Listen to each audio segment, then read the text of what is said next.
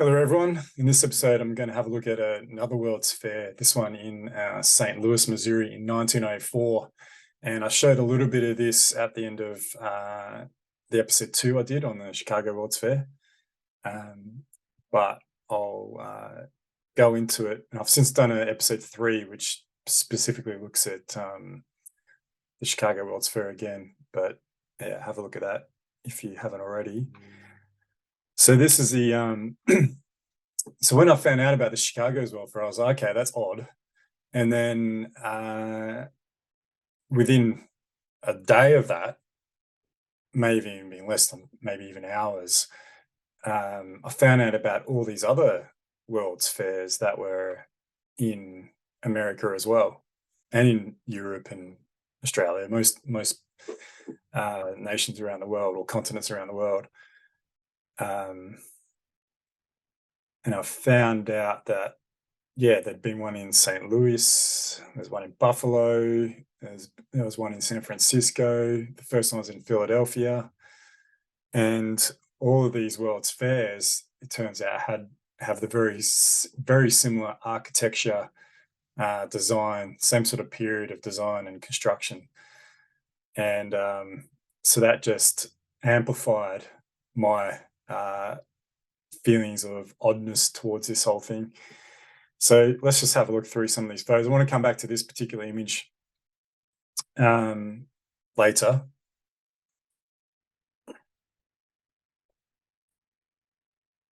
But yeah, the Palace of Machinery.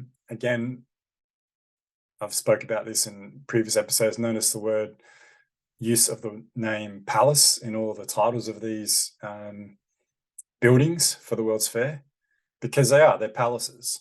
They're not, if anyone hasn't seen the previous episodes to this, the narrative is that these buildings were constructed in a very short amount of time and built and designed to be temporary, so that they were designed to be taken down. So they were constructed, they say, most of these buildings were constructed from things like wood,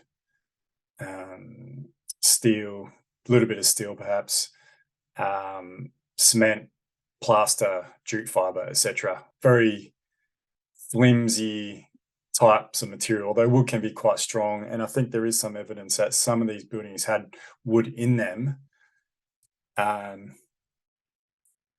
However, I feel, and a lot of people feel, that these buildings weren't constructed just in a temporary manner using temporary type materials. It's the analogy that I heard, I think is great, is being to understand the difference between a fake plant and a real plant. So you get those fake indoor plants, and it's a similar sort of thing looking at these images. Like, you have to just have a quick look over it. Hang on, is that fake or is that real? And for me, these are real. These are real buildings. These are buildings that were constructed for a purpose, for a meaning, and were designed and constructed to be there for a very, very, very long period of time. These are master builders, whoever built this. And so the photos that we get from, again, similar to the Chicago one, there's no real construction photos, no photo showing anyone really, no machinery. Like this particular photo, it says that the inside entrance of the Palace of Machinery, photographed as constructed, continued in 1903. And just some dudes sitting around, another couple of guys at the back just standing around. Like I'd say they look more like a cleanup crew, and they're just maybe doing some retrofitting, just a bit of painting or whatever, I don't know. But there's nothing around. There's no tools, nothing, no paintbrushes. It almost looks like just a photo opportunity. Almost look like props. They're not actually doing anything. And none of the photos of the Chicago World's Fair, the St. Louis World's Fair, show any construction except for this. but we'll come back to that one. Um, yeah, this bloke. I mean, he's obviously uh, done this bust of it's President, I think Thomas Jefferson. He's obviously done it during this period, um, and I mean you can tell so because when you look at the difference in quality of this compared to that, the same builder who did this was not definitely not the same. And I know it's a different type of artwork. Don't get me wrong, but the quality of artistry of craftsmanship is not the same as all this at all. So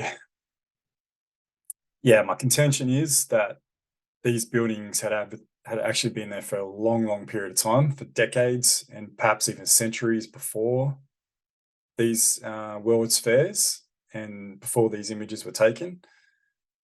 Um, because I don't believe that these buildings were built in a short amount of time. So this one here, it's my favorite building out of the whole of the World's Fairs. It it's called the Palace of Transportation. Again, word palace, and it's just magnificent.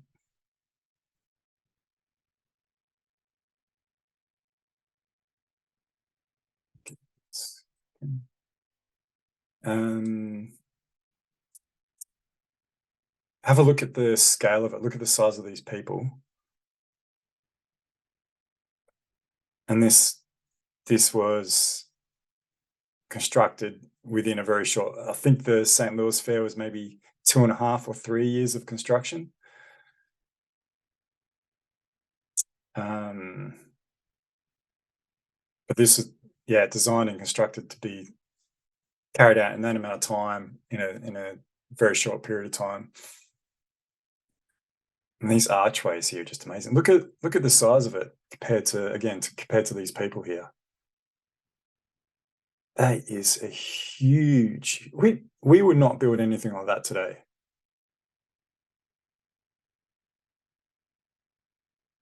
Be interesting to know what was in there exactly. Hey, one of the things that really, I mean, and when you look at the walkways, these water features, these steps, I mean, just an absolutely incredible. This is this is masterful. What was constructed here, absolutely. Like I'm a landscape architect, and I'm looking at it a lot from a landscape architecture point of view. Their ability to interface the civil infrastructure, so like all the civil works, all the paths and walkways and waterways and the drainage and all that, interface it with the landscape elements, and then also interface it with these buildings as well, these palaces. It's masterful. It really is. And I can find no plausible evidence that this is all designed and constructed in such a short period of time. There's nothing plausible out there that would determine that. So, I mean, for these trees, for example, I mean, these trees have been here for a very long period of time. I think in one of my previous emails, I looked at it, maybe previous episodes, I looked at it. I think it might have been episode 2, where I'll I think these trees would be at least 20 years old. I think I said minimum 10 years old, but I think they'd have to at least be 20 years old, judging by the height of them, of the people next to them. They look like sort of 15, 16 meter high trees to me. Uh, they they've been there for maybe up to 50 years. They've been there for a long period of time. You can see them along here as well. But we're told with the St. Louis Fair, like the Chicago Fair, that all this is constructed all at the same time. All the civil works, it was just sort of no man's land, and they converted it into these amazing palace grounds. So I'd say these are at least 20, maybe up to 50 years old. I know it can be the trees in those colder climates can be slower growing. So yeah, it could be up the 50-year even plus mark. Some may argue that they've been transplanted there, but I don't believe so. If they had been transplanted in place here, first, that's a huge undertaking in itself. I mean, that's how many is that? It's like probably 40 or 50 trees, quite large trees. They'd have quite extensive staking and tying. So they have those big stakes in the ground, probably four around them. And then the ties, the ropes that go back to it to keep these trees in place. Because otherwise, they just wouldn't, the root system wouldn't be able to support itself and they'd just fall over without some sort of staking and tie system. And they just don't have that here. Yeah, absolutely phenomenal building. I mean, look at that background. This is opening day, April 1904.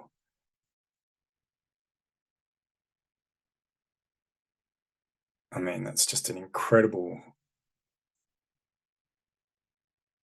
state of the art master builder, master architecture constructions. And we just were not, we did not have the capability in the early 1900s to create this to this extent. I mean, a lot of the images that we see from around those times, people, I mean, I know there were larger buildings and I get all that, but like a lot of people were generally just living in like quite modest sort of homes, and most of the constructions in that period were quite modest as well. Even though, yes, true, New York City, San Francisco, quite a number of those cities, Chicago did start really developing around this time. But this is just a total different type of construction, total different type of architecture altogether. And yeah,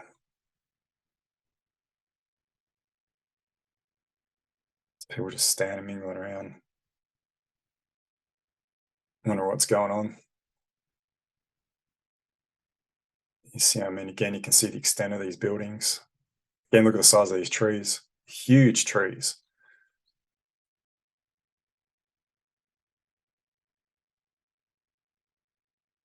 Absolutely magnificent. Look at this one. This one's another one of my favorite photos. I mean, oof. One of the things that I keep thinking about is if narrative was changed and history was changed, that they actually fucked up big time by saying these things were only constructed in the 2.5, 3 year period. They had said, oh, it took us a decade or even 2 decades to construct all this, then I'd say that would be more plausible. And I'd be go, okay, yeah, they took their time and they built them and did it properly, which whoever did construct this did do it properly. But yeah, otherwise, inside.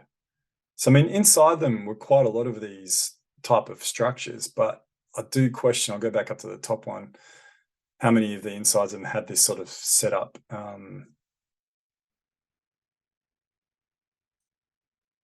But either way, just the facades of these buildings are just like on another level altogether.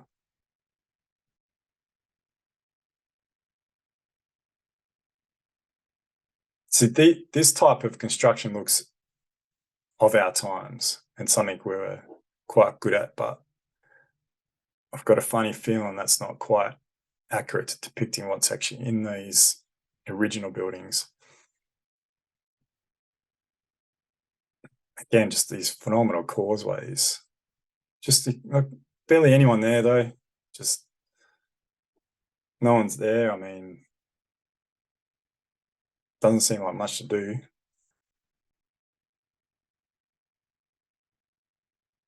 These water features are just incredible. The fountains, like the amount of work that would have taken. You're looking at decades of design and construction to do all this. I mean, this is an area, I think I'll have to check it out, but I think I've got it on here. The St. Louis World's Fair was larger in area than the Chicago World Fair. I actually find it hard to believe any of this information I'm reading about the architects and the designers and the timelines they give. I really am. I don't even really, I read it just to see what they're saying, but there's not one cell in my body that believes any of that narrative.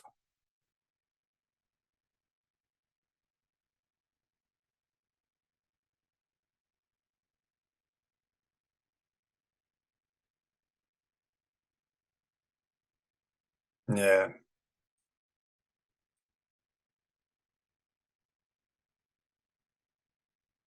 1,200 acres,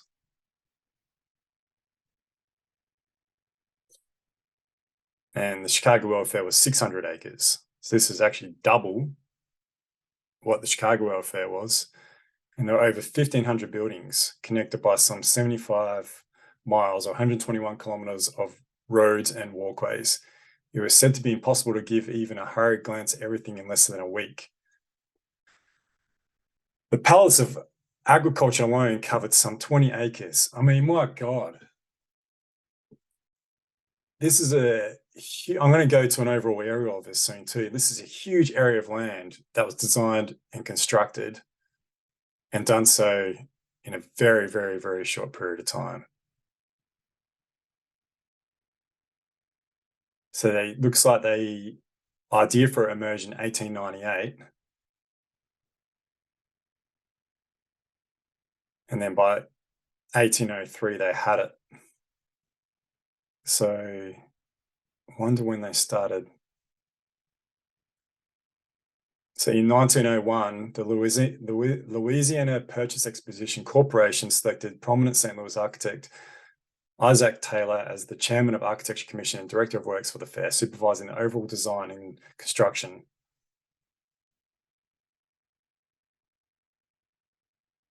Yeah, okay. So they started about 18, so about 1900, 1901, they started design, getting everything together. So within 3 years, they got everything going.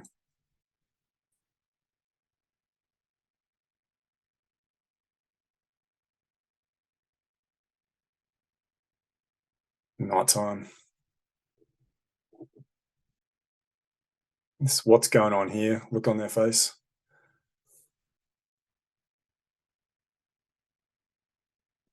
These look like a says they're getting married. They look more like props, don't they? Just human props. All this looks like it was constructed by our people in our time and our all this looks like it was done in that 3 year period. And I think that's probably what it is more. Most of the construction that was undertaken was actually this, potentially this, and all these things. That's what was constructed in that, let's say, 3 year period. Ferris wheel. But the actual palaces themselves, maybe this as well.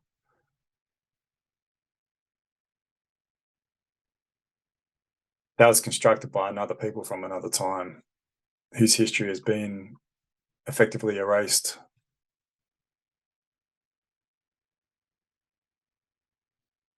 One of the things that I was showing a colleague of mine this recently, one of the things she picked up on. So this was the St. Louis in the same year, as busy as they were organising a huge World's Fair.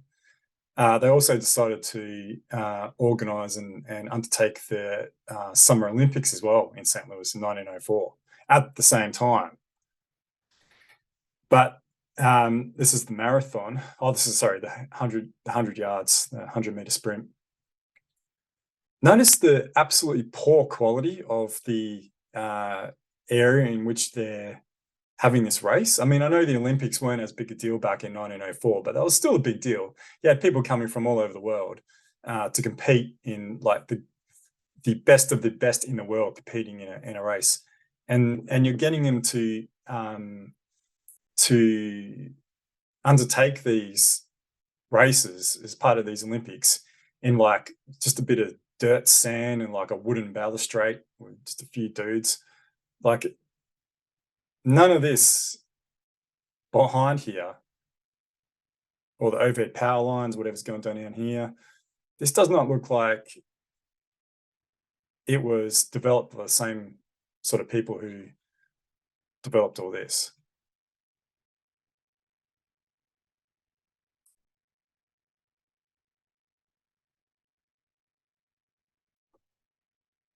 Again, just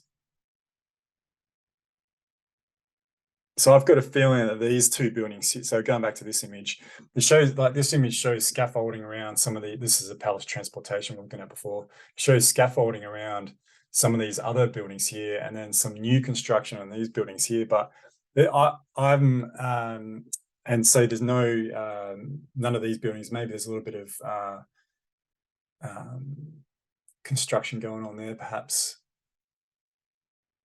But my contention is that these buildings here actually, these are the original buildings. These are actually completed. They're just doing some touch-up work. They're doing the paint, whatever it is. So these are actually quite different to these two buildings in the foreground, which are obviously being constructed, but they're not the same construction methodology. They look a little bit the same design, but the methodology is very, very different to these original buildings. I'd say these two buildings were constructed between that 1901 to 1904 period by us as we understand it. However, these other buildings here, they'd been constructed for a very, very long period of time. These are quite different buildings. The design's a little bit similar, but it is different. And actually, it's funny. I don't know if I'll be able to get the image up. These buildings aren't actually shown on the overall map. These two buildings aren't shown on the overall aerial map of the fairgrounds. So this is the area that it took up, and this is the extent of the area. So you see the main buildings in the pink. The orange, I'm not too sure what that represents, but just a huge area of land. And we will go to some aerial images. This is this is quite cool, actually, whoever's done this. So you can swipe across. So the red indicates all the, you can see this. I mean, you can understand, this gives sort of some context to the size of this thing. You can see the buildings in comparison to some of these city blocks here. But the red buildings are what were there, and the green buildings here are the only ones that left to remain. So that was what it was designed and constructed. And that's what remains. That's what's there now. I just find it very hard to believe all of this was constructed in a 2.5 to 3 year timeline. Some 1,000 square acres.